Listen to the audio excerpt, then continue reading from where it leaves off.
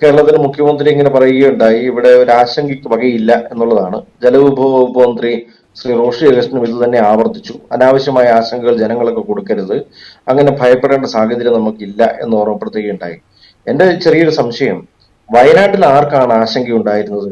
അവിടെ ആ, ഉരുൾപൊട്ടുമെന്നും അവിടെ അപകടം ഉണ്ടാകുമെന്നും ആർക്കാണ് ആശങ്കയുണ്ടായിരുന്നത്?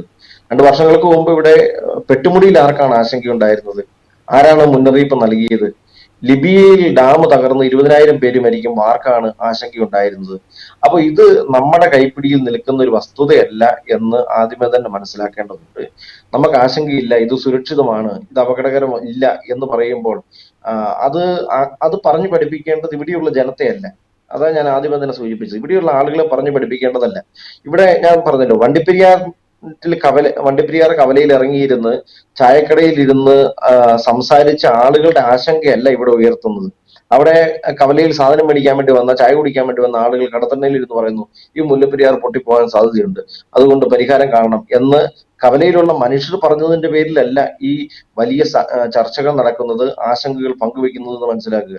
ഇത് ഇന്റർനാഷണൽ ലെവലിൽ, ഇത് ഇന്ത്യക്ക് പുറത്ത് ഉത്തരവാദിത്തപ്പെട്ട സംവിധാനങ്ങളിൽ ഇരിക്കുന്ന ആളുകൾ, അത് പ്രഗത്ഭരായിട്ടുള്ള ആളുകൾ പഠനം നടത്തിയതിനു ശേഷം അവർക്ക് ലഭ്യമായിട്ടുള്ള റിപ്പോർട്ടുകൾ വെളിച്ചത്തിൽ അവർ പറയുന്നു ഇത് സുരക്ഷിതമല്ല. 2021 UN റിപ്പോർട്ട് വന്നിരിക്കുന്നു, ഇത് ബലക്ഷയമുള്ള ഒരു ഡാമാണ് എന്ന് UN റിപ്പോർട്ടിൽ 2021 പറഞ്ഞിരിക്കുന്നു. ഇത് പുതിയ ഡാം പുനർനിർമ്മിക്കേണ്ട സമയമായിട്ടുണ്ട് എന്ന് പറയുന്നു. വിദഗ്ധരെല്ലാം പറയുന്നു ഒരു ഡാമിന് 50 മുതൽ 60 വർഷം വരെയാണ് ആയുസ് എന്ന് പറയുന്നു.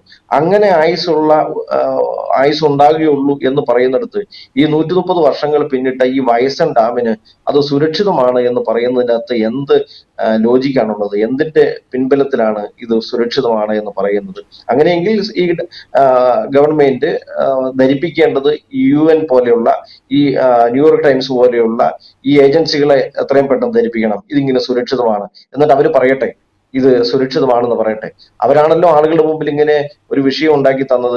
ഇത് സുരക്ഷിതമല്ല, ഇത് പുനർനിർമ്മിക്കേണ്ട കാലമായി, ഇത് കാലപ്പഴക്കം വന്നിരിക്കുന്നു, ഇത് അപകടകരമാണ്, 35 ലക്ഷം മനുഷ്യർ ഇതിന്റെ അപകടങ്ങൾ ഏറ്റുവാങ്ങും, അവർ മരണപ്പെടാനായിട്ടുള്ള സാധ്യതയുണ്ട് എന്ന് പറഞ്ഞത് ഈ നാട്ടിലെ ജനമല്ല. ഇത് ന്യൂയോർക്ക് ടൈംസ് പോലെ UN പോലെയുള്ള ഉത്തരവാദിത്തപ്പെട്ട സമിതികളാണ് എന്ന് നമ്മൾ തിരിച്ചറിയണം. അങ്ങനെയെങ്കിൽ ഗവൺമെന്റ് തിരുത്തേണ്ടത്, ആശങ്ക മാറ്റേണ്ടത് ജനത്തിന്റെ, ഇവിടെയുള്ള സാധാരണക്കാരെ ജനത്തോട് പറഞ്ഞല്ല, ഇത് ഉത്തരവാദിത്തപ്പെട്ട ഏജൻസികളോട് പറയുക, നിങ്ങൾ പറഞ്ഞത് തെറ്റിപ്പോയിട്ടുണ്ട്, അത് തിരുത്താൻ വേണ്ടി നിങ്ങൾ തയ്യാറാകണം എന്നല്ലേ പറയേണ്ടിയിരിക്കുന്നത്. ഓക്കെ, ഈ വിഷയത്തിൽ ഇപ്പോൾ കഴിഞ്ഞ പ്രാവശ്യം നമുക്കറിയാം, ഇപ്പോൾ അവിടുത്തെ PJ ജോസഫ് കഴിഞ്ഞ മന്ത്രിസഭയിലുണ്ടായിരുന്ന സമയത്തടക്കം ഈ മുല്ലപ്പെരിയാർ വിഷയം ഒരുപാട് ഉയർത്തിക്കൊണ്ടുവന്നു. വലിയൊരു സമരത്തിനൊക്കെ അത് അന്ന് മുന്നിട്ട് വെച്ചിരുന്നെങ്കിലും പിന്നീട് അതെല്ലാം മാറിപ്പോകുന്ന കാഴ്ചയാണ് കണ്ടത്. ഇപ്പോഴും ആ ഒരു അവസ്ഥയിൽ തന്നെ പോകുന്നു. ഒരു വയനാട് ദുരന്തമുണ്ടായപ്പോൾ വീണ്ടും നമ്മൾ മുല്ലപ്പെരിയാർ, പക്ഷേ മുല്ലപ്പെരിയാറിൽ വർഷങ്ങളായിട്ട് അവിടെ സമരം നടക്കുന്നുണ്ട്, കണ്ടിന്യൂസ് സമരം നടക്കുന്നുണ്ട്, ജനങ്ങൾ നടക്കുന്നുണ്ട്. കേന്ദ്രത്തിൽ നിന്ന് ഇപ്പോൾ ഇതൊരു ഇന്ത്യ പാകിസ്ഥാൻ അതിർത്തിയിലുള്ളൊരു ഇതല്ല, ഡാമല്ല, അല്ലെങ്കിൽ ഇപ്പോൾ ഇത് ഇന്ത്യയിലെ മുഴുവൻ ജനങ്ങളും, ഇപ്പോൾ കേന്ദ്രം സംബന്ധിച്ചിടത്തോളം കേരളത്തിലെ ജനങ്ങൾ പോയാൽ തന്നെയായാലും അത് നഷ്ടപ്പെടുന്നത് ഭാരതത്തിന് തന്നെയാണ്. 35 അച്ഛൻ പറഞ്ഞ പോലെ 35 ലക്ഷം പേരെ നേരിട്ട് ബാധിക്കുന്ന ഒരു വലിയൊരു ദുരന്തം. കേന്ദ്രത്തിൽ നിന്ന് ഇപ്പോൾ കേരളത്തിൽ നിന്നുള്ള 2 മന്ത്രിമാർ കേന്ദ്ര മന്ത്രിസഭയിലുണ്ട്. കേന്ദ്രം എന്തുകൊണ്ടാണ് ഇതൊരു വോട്ട് ബാങ്കിൻ്റെ രീതിയിലോ അതല്ലെങ്കിൽ മറ്റ് പല ലക്ഷ്യങ്ങളും മുന്നിൽ വെച്ചുകൊണ്ട് ഇങ്ങനൊരു ദുരന്തം കണ്ണടയ്ക്കുകയാണോ? ഇതിൻ്റെ അകത്ത് സൂചിപ്പിക്കപ്പെട്ടതുപോലെ പരിഹാരം കണ്ടെത്താൻ വേണ്ടിയിട്ട് സാധിക്കുന്നത് കേന്ദ്ര ഗവൺമെന്റാണ്. 2 സംസ്ഥാനങ്ങൾ തമ്മിലുള്ള ഒരു വിഷയമായതിനാൽ കൂടുതൽ ഇനീഷ്യേറ്റീവ് എടുക്കേണ്ടത് കേന്ദ്ര ഗവൺമെന്റ് ആണ് എന്ന് ഞാൻ കരുതുകയാണ്. കാരണം ഈ സംസ്ഥാനങ്ങൾ തമ്മിൽ ഇത് ചർച്ച ചെയ്ത് വിഷയങ്ങൾക്ക് പരിഹാരം കണ്ടെത്തുക അത്ര എളുപ്പമാണ് തോന്നുന്നില്ല. കാരണം ഇതിന്റെ ചരിത്ര വഴികൾ അങ്ങനെയാണ് നമ്മളെ പഠിപ്പിക്കുന്നത്.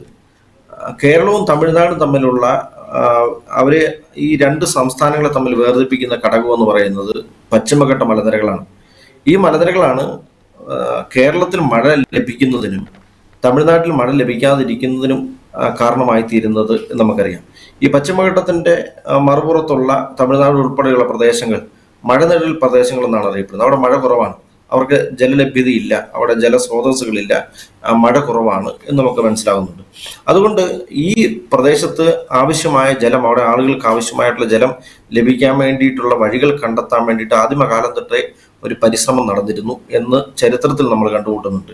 അതിന്റെ ഭാഗമായിട്ട് നമ്മൾ മനസ്സിലാക്കണം, ഇവിടെ നാട്ടുരാജാക്കന്മാർ ഭരണം നടത്തുകയും തമിഴ്നാട്ടിൽ ബ്രിട്ടീഷ് ഭരണത്തിന്റെ നിയന്ത്രണത്തിലാവുകയും ചെയ്യുന്ന ഒരു കാലഘട്ടത്തിൽ കേരളത്തിൽ നിന്ന് അങ്ങനെ ഒരു സാധ്യതയുണ്ട് എന്ന് ബ്രിട്ടീഷ് എഞ്ചിനീയർമാർ 1800-കളിലാണ് കണ്ടെത്തുന്നത്. ഇവിടെ മുല്ലപ്പെരിയാർ കുറുകെ ഒരു ഡാം കെട്ടി അവിടുന്ന് മല തുരന്ന് കൊണ്ടുപോകാം എന്നൊരു സാധ്യത കണ്ടെത്തുന്നത്.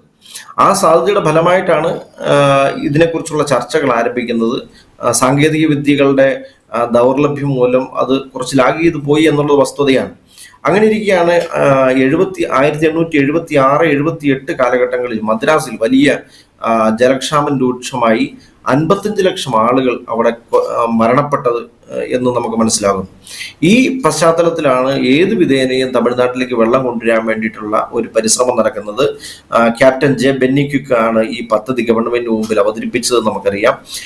അതിന്റെ ഫലമായിട്ട് ഒരു കരാറിലേക്ക് എത്തുന്നു. കരാർ ഉണ്ടാകേണ്ട അനിവാര്യം എന്ന് പറയുന്നത് രണ്ടിടത്തും 2 ഗവൺമെന്റ് ആണ് എന്നുള്ളതാണ്. അതിന്റെ ഭാഗമായിട്ട് ഈ കരാർ 1886-ലാണ് മുല്ലപ്പെരിയാർ പാട്ടക്കരാർ നിലവിൽ വരുന്നത്. ആ പാട്ടക്കരാർ നിലവിൽ വരുമ്പോൾ തിരുവിതാംകൂർ രാജാവായിരുന്ന വിശാഖം തിരുനാൾ രാജാവ് ആദ്യമേ അതിനെ എതിർത്തു എന്നുള്ളത് നമുക്കറിയാം. ബ്രിട്ടീഷ് ഭരണകൂടത്തിന്റെ നിർബന്ധവും ഭീഷണിയും കൊണ്ടാണ് അദ്ദേഹം പിന്നീട് ഒപ്പിട്ടത്. ഒപ്പിടാൻ വേണ്ടി അദ്ദേഹം നിയമിച്ചത് അദ്ദേഹത്തിന്റെ ദിവാനായിരുന്ന വി രാമ അയ്യങ്കാറെയാണ് നിയമിച്ചത്. അദ്ദേഹമാണ് ഒപ്പിടാൻ വേണ്ടി പോയത്. പക്ഷെ ദൗർഭാഗ്യവശാൽ ഉണ്ടായ വിഷയം എന്താണ്? ഈ രാമ അയ്യങ്കാർ എന്ന് പറഞ്ഞ ദിവാൻ അദ്ദേഹം തമിഴ് ബ്രാഹ്മണനായിരുന്നു എന്നുള്ളതാണ്. അദ്ദേഹം ഈ ചർച്ചകളൊക്കെ നടക്കുമ്പോൾ ഒരു 50-50 പോളിസിയാണ് നമ്മൾ നടപ്പിലാക്കിയത്. തമിഴ്നാടിന് ആവശ്യമായിട്ടുള്ള ജലം നമ്മൾ കൊടുക്കുക, അത് അവർ ഉപയോഗിക്കുകയും അതിൽ നിന്ന് ലഭ്യമാകുന്ന ലാഭത്തിന്റെ പകുതി കേരളത്തിന് നൽകുകയും ചെയ്യുക എന്നുള്ളതായിരുന്നു അതിനകത്തുണ്ടായ ഒരു ധാരണ. ആ ധാരണകൾ ഈ രാമ അയ്യങ്കാർ ഒപ്പിടാൻ വേണ്ടിയിട്ട് പോയ കരാറിൽ ഈ 50-50 എന്ന് പറയുന്ന പോളിസി എവിടുന്നോ എങ്ങനെയോ അപ്രത്യക്ഷമായതായിട്ട് നമ്മൾ കാണുന്നുണ്ട്. അതിൻ്റെ അകത്ത് ഉണ്ടായൊരു ധാരണ എന്ന് പറയുന്നത് ഏക്കറിന് 5 രൂപ നിരക്ക് ഇവിടെ കേരള സർക്കാരിന് കൊടുത്തേക്കാം എന്നുള്ളതായിരുന്നു. ഗവൺമെന്റ് കൊടുത്തേക്കാം എന്നുള്ളതായിരുന്നു, തമിഴ്നാട് കൊടുത്തേക്കാം എന്നുള്ളതായിരുന്നു. ആ പോളിസിയുടെ മാത്രമായിട്ട് ഭാഗമായിട്ട് ഈ കരാർ മാറുകയും 99 വർഷത്തേക്കാണ് കരാർ. ചർച്ചകളെല്ലാം അങ്ങനെ തന്നെയാണ് നടന്നത്. പക്ഷെ ഒപ്പിട്ട കരാറിൽ എങ്ങനെയോ 99 എന്നുള്ളത് 39 മാറി. 999 വർഷത്തേക്കാണ് കരാർ. കേട്ടുകേഴ്വിയില്ലാത്തൊരു കരാറായിരുന്നു എന്ന് നമുക്ക് മനസ്സിലാകുന്ന അങ്ങനെയാണ്. അങ്ങനെ ഒരു ചർച്ച ഒരിടത്തും വന്നിട്ടില്ല. പക്ഷെ ഒപ്പിട്ട കരാറിന്റെ അകത്ത് 999 വർഷം എന്നുള്ള ഒരു സംഖ്യ തന്ത്രപൂർവ്വം അതിൻ്റെ അകത്ത് കയറുകയുണ്ടായി. അവിടെ ഉണ്ടായിരുന്ന ഒരു 8000 ഏക്കർ സ്ഥലം, ആ 8000 ഏക്കർ സ്ഥലത്തിന്റെ ഉത്തരവാദിത്വവും ഉടമസ്ഥതയും ബ്രിട്ടീഷ് ഭരണകൂടം അങ്ങ് ഏറ്റെടുത്തു. ആ ഭരണകൂടം ഏറ്റെടുക്കുമ്പോൾ അവർക്കുണ്ടായിരുന്ന ലക്ഷ്യം എന്താണ്? ഈ 8000 ഏക്കറിന് വിസ്തൃതമായിട്ടുള്ള ഈ സ്ഥലത്തുള്ള തടികൾ, വിളകൾ, വിഭവങ്ങളെല്ലാം അവർക്ക് ഉപയോഗിക്കാം, അവർക്ക് അവരുടെ നാട്ടിലേക്ക് കൊണ്ടുപോകാം, വിദേശ രാജ്യങ്ങളിലേക്ക്, ബ്രിട്ടീഷ് രാജ്യങ്ങളിലേക്ക് കൊണ്ടുപോകാൻ വേണ്ടിയിട്ടുള്ള കുതന്ത്രമായിരുന്നു അവർ നടത്തിയിരുന്നത്. അത് തമിഴ്നാട്ടുകാർക്ക് വലിയ ഗുണകരമായിട്ടൊന്നുമില്ല, പക്ഷേ അത് ബ്രിട്ടീഷുകാർ കൊണ്ടുപോകാൻ വേണ്ടിയിട്ട് കാരണമായി എന്ന് നമ്മൾ മനസ്സിലാക്കുക. അങ്ങനെ ഒരു കരാറാണ്, തുടക്കം തൊട്ട് കല്ല് കടിക്കുന്ന ഒരു കരാറാണ് എന്ന് മനസ്സിലാക്കണം. ഈ കരാറിൻ്റെ അകത്ത് 170 അടി ഉയരമുള്ള ഈ ഡാമിൽ 152 അടി ജലം സംഭരിക്കാൻ വേണ്ടിയിട്ട് ഉള്ള ഒരു തീരുമാനത്തിലേക്ക് വരുന്നു. പിന്നീട് ഈ ബ്രിട്ടീഷ് ഗവൺമെന്റ് അതിനകത്ത് നിന്ന് വൈദ്യുതി ഉൽപാദനം തുടങ്ങുന്നു. അപ്പോഴേക്കാണ് അസ്വസ്ഥതകൾ ഉണ്ടാകുന്നത്. കരാറ് പ്രകാരം കൃഷിക്ക് വേണ്ടി മാത്രമാണ് നമ്മൾ ജലം കൊടുത്തത്. അങ്ങനെ കൃഷിക്ക് പ്രതി ഉൽപാദനത്തിന് വേണ്ടിയിട്ട് ബ്രിട്ടീഷ് ഗവൺമെന്റ് പരിശ്രമിച്ചു എന്നുള്ളത് കൂടുതൽ തർക്കങ്ങൾക്ക് കാരണമായി. ആ തർക്കങ്ങളൊക്കെ മുന്നോട്ടേക്ക് പോവുകയും പരിഹരിക്കുകയും കേസുകളാവുകയും ഒക്കെ ചെയ്യുന്നതായിട്ട് നമ്മൾ കാണുന്നുണ്ട്. 1970 ശ്രീ അച്യുതമേനോൻ മുഖ്യമന്ത്രിയായിരിക്കും നമുക്ക് അനുകൂലമായിട്ടുള്ള സാഹചര്യം വന്നതാണ്. ഈ കരാർ തിരുത്താൻ വേണ്ടിയിട്ടുള്ള അനുകൂലമായിട്ടുള്ള സാഹചര്യം നമുക്ക് വന്നതാണ്. പക്ഷെ ദൗർഭാഗ്യവശാൽ അദ്ദേഹം ഇത് പുതുക്കാൻ വേണ്ടിയിട്ടുള്ള നടപടിക്രമത്തിനിടയ്ക്ക് അദ്ദേഹം ഈ 5 രൂപ എന്നുള്ളത് 30 രൂപയാക്കി മാറ്റി. ആകെപ്പാടെ ചെയ്തത് 5 രൂപ എന്നുള്ളത് 30 രൂപയാക്കി മാറ്റി. പിന്നെ തമിഴ്നാട് ഗവൺമെന്റിന്, തമിഴ്നാട് ഭരണകൂടത്തിന് വൈദ്യുതി ഉൽപ്പാദിപ്പിക്കാൻ വേണ്ട പെർമിഷൻ നമ്മൾ നൽകുകയും ചെയ്തു. അങ്ങനെ വൈദ്യുതി ഉൽപ്പാദിപ്പിക്കുന്നതിന്റെ ഭാഗമായി 7.5 ലക്ഷം രൂപ വർഷം തോറും അത് കേരളത്തിന് നൽകണം എന്ന് കരാറിനകത്ത് ഒപ്പിട്ടു, എഴുതി ചേർത്തു. പക്ഷേ ഈ 999 വർഷം എന്നുള്ളത് തിരുത്താൻ വേണ്ടിയിട്ട് അദ്ദേഹത്തിന് സാധിച്ചില്ല എന്നുള്ളത് കേരളത്തിൻ്റെ ഒരു ദയനീയ പരാജയമാണ് എന്ന് നമ്മൾ മനസ്സിലാക്കുക. പിന്നീട് നമ്മൾ മനസ്സിലാക്കേണ്ടത് 1947 ഇന്ത്യക്ക് സ്വാതന്ത്ര്യം കിട്ടിയതാണ്. ഇന്ത്യക്ക് സ്വാതന്ത്ര്യം കിട്ടിയപ്പോൾ പിന്നെ ബ്രിട്ടീഷുകാരുമായിട്ട് ഉണ്ടാക്കിയ ഈ കരാറിനകത്ത് എന്താണ് പ്രസക്തി? എല്ലാ കരാറുകളും അവിടെ അസ്തമിച്ചു പോയെടുത്ത് വീണ്ടും ജീവന്റെ തുടിപ്പുണ്ടായിരുന്ന ഏക കരാർ എന്ന് പറയുന്നത് മുല്ലപ്പെരിയാർ കരാർ മാത്രമാണ് എന്നുള്ളതും നമ്മളുടെ ഉള്ളിൽ കൗതുകമായിട്ട് നിലനിൽക്കണം. അതെങ്ങനെയാണ് ആ കരാർ മാത്രം നിലനിൽക്കാൻ വേണ്ടിയിട്ട് കാരണം എന്ന് നിലനിൽക്കുകയാണ്. ഞാൻ ആദ്യമേ സൂചിപ്പിച്ചതുപോലെ ഇതൊക്കെയാണ് ഇതിന്റെ ചരിത്ര പശ്ചാത്തലം. ഇങ്ങനെയാണ് ഈ ഡാം ഉണ്ടാകുന്നത്. അല്ലാണ്ട് ഇത് പെട്ടെന്നൊരു ഡാം അങ്ങ് ഉണ്ടാക്കിയെടുക്കുകയും അതങ്ങ് തകർന്നു പോവുകയും ചെയ്യുന്നു എന്നുള്ളതല്ല. ഇത് ഇങ്ങനെ പാട്ടക്കരാറിന്റെ ഭാഗമായിട്ടുണ്ടാക്കി ഇത്രയും വർഷങ്ങൾ പിന്നിട്ടിരിക്കുന്നു. 130 വർഷങ്ങൾ പിന്നിട്ടിരിക്കുന്നു ഈ ഡാം സ്ഥാപിച്ചിട്ട്. ഇത്രയും വർഷങ്ങൾ പിന്നിട്ടിരിക്കുന്നു എന്ന് ഇത് ഇത്രയും നാൾ നിലനിന്നു തന്നെ ദൈവാനുഗ്രഹം എന്നൊക്കെ നമുക്ക് പറയാം. പക്ഷേ ഇവിടെ നമ്മുടെ ആശങ്ക എന്താണ്? നമ്മുടെ ആശങ്ക എന്ന് പറയുന്നത് 75-ൽ ചൈനയിലെ ബാഞ്ചിയാഗോ ഡാം തകർന്നു. 75-ൽ ചൈനയിലെ ബാഞ്ചിയാഗോ ഡാം തകർന്നു. ഈ ഡാമിന് മുല്ലപ്പെരിയാർ ഡാമുമായിട്ട് വലിയ സാമ്യമുണ്ട്. അതിന്റെ ഘടനയിലും അതിന്റെ നിർമ്മിതിയിലും എല്ലാം മുല്ലപ്പെരിയാർ ഡാമുമായിട്ട് വലിയ സാമ്യമുള്ള ഡാമാണ് ഈ ചൈനയിലെ ബാഞ്ചിയാഗോ ഡാം. 79-ൽ ഗുജറാത്തിലെ മാച്ചു ഡാം തകർന്നു. 79-ലാണ് ഗുജറാത്തിലെ മാച്ചു ഡാം തകർന്ന് അപകടം ഉണ്ടായപ്പോൾ അതിന്റെ പശ്ചാത്തലത്തിൽ കേരള ഗവൺമെന്റ് സെൻട്രൽ വാട്ടർ കമ്മീഷനെ സമീപിച്ചിട്ട് ഈ ഡാമിന്റെ സുരക്ഷയെക്കുറിച്ച് പഠിക്കാൻ വേണ്ടി കമ്മീഷൻ വെക്കാൻ വേണ്ടിയിട്ട് ആലോചന നടത്തുകയുണ്ടായി. ഈ കമ്മീഷൻ പഠനം നടത്തിയതിനു ശേഷം അവർ നടത്തിയിട്ടുള്ള ഒരു 3 ഇന പരിപാടികൾ എന്ന് പറയുന്നത് എമർജൻസി പ്രൊവിഷൻസ് നടത്തുക, മീഡിയം പ്രൊവിഷൻസ് നടത്തുക, ലോങ് ടൈം പ്രൊവിഷൻസിന് വേണ്ടിയിട്ടുള്ള ശുപാർശകളാണ് അവർ നടത്തിയത്. അതിന്റെ ഭാഗമായിട്ട് 152 എന്നുള്ളത് പെട്ടെന്ന് 136ലേക്ക് മെയിൻ്റനൻസ് വർക്കുകൾ നടത്തണം. അതിനുശേഷം സുരക്ഷ ഉറപ്പുവരുത്തിയതിനു ശേഷം 150 ഉയർത്താം എന്ന് തീരുമാനിച്ചു. അങ്ങനെ 136 ആക്കി.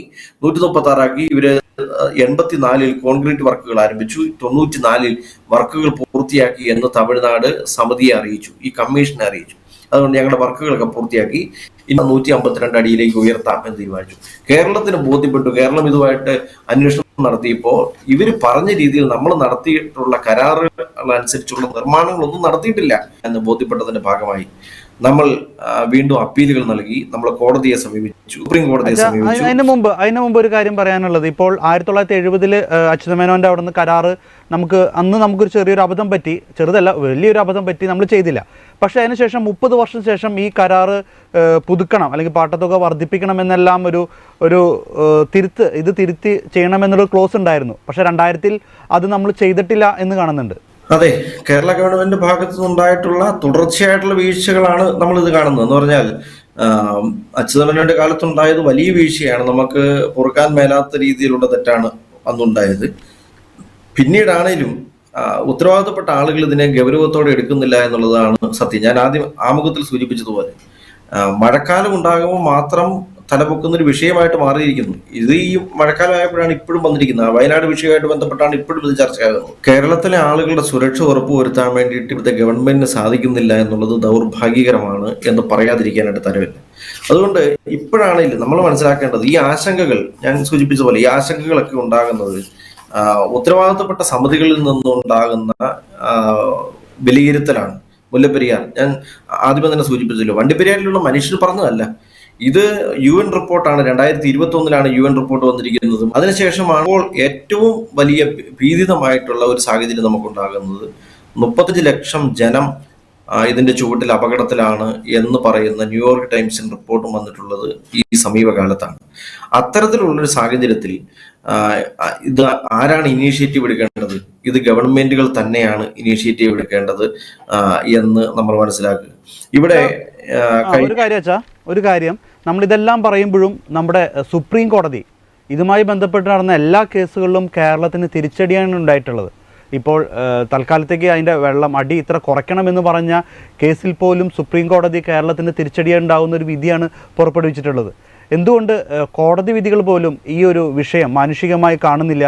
അല്ലെങ്കിൽ ഈ പറഞ്ഞ പോലെ ഈ കരാറുമായി ബന്ധപ്പെട്ട് പോലും തമിഴ്നാടിന് അനുകൂലമായ എല്ലാ വിധികളും പുറപ്പെടുവിക്കുന്നു.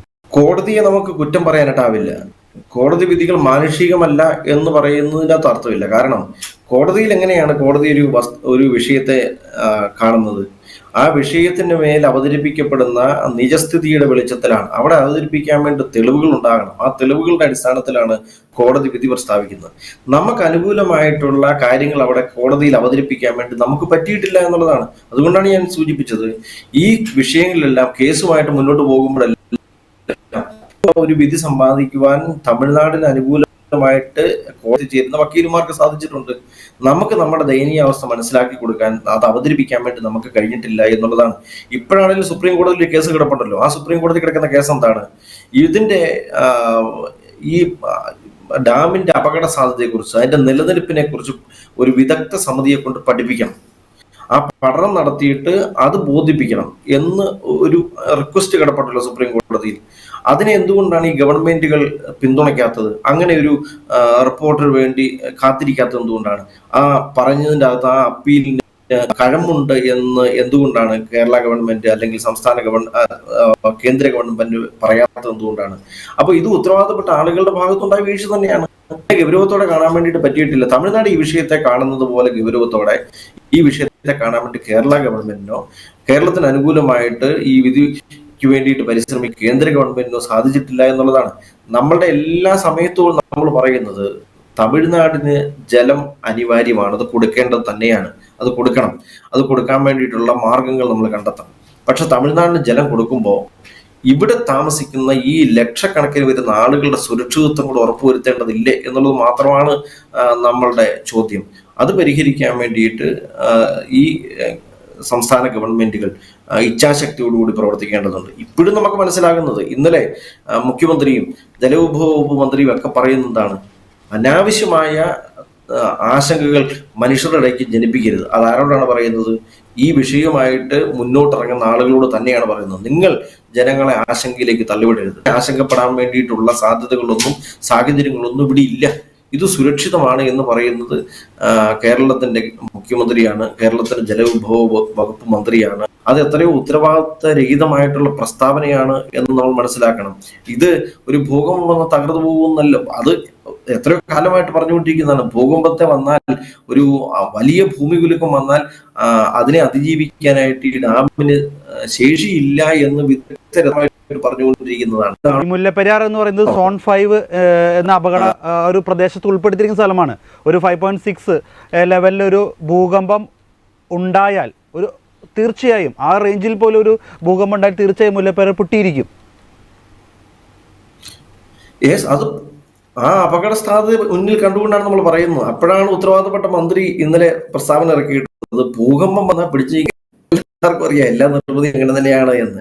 പക്ഷേ ഇത് ഇത്രയും വലിയൊരു ജലസംഭരണി ഇങ്ങനെ ജലം പിടിച്ചു നിർത്തിയിട്ട് ഈ ഭൂകമ്പം വന്നാൽ ഇത് പൊട്ടി അതിനെ തടഞ്ഞു നിർത്താൻ വേണ്ടി ഗവൺമെന്റ് പറ്റത്തില്ല എന്ന് പറയുന്നതിൻ്റെ അകത്ത് എന്ത് നീതിബോധമാണ്, എന്ത് മനുഷ്യത്വപരമായ പ്രസ്താവനയാണ് ഉത്തരവാദിത്തപ്പെട്ട ആളുകൾ ഇറക്കുന്നത് എന്നാണ് നമുക്ക് അറിഞ്ഞുകൂടാത്തത്.